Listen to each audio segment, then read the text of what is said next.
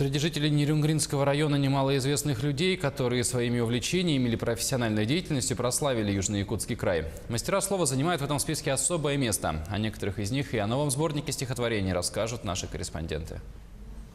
Новый библиографический указатель самородки земли Нерюнгринской, подготовленный сотрудниками информационно-библиографического отдела централизованной библиотечной системы, знакомит читателей с творчеством местных поэтов и прозаиков. Это первая попытка библиографов собрать воедино информацию о наследии нерюнгринских авторов, которые внесли и продолжают вносить сегодня свой вклад в литературную жизнь района.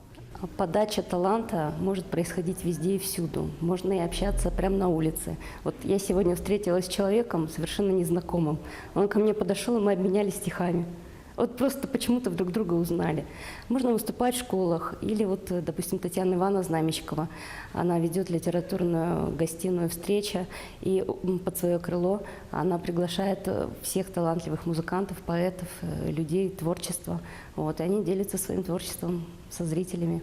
Указатель рекомендован самой широкой читательской аудитории – учащимся, студентам, преподавателям, филологам, краеведам, всем, кто увлекается литературным творчеством и любит читать. Он существенно облегчит поиск произведений нерюнгринских поэтов и прозаиков, а также литературы об их творчестве.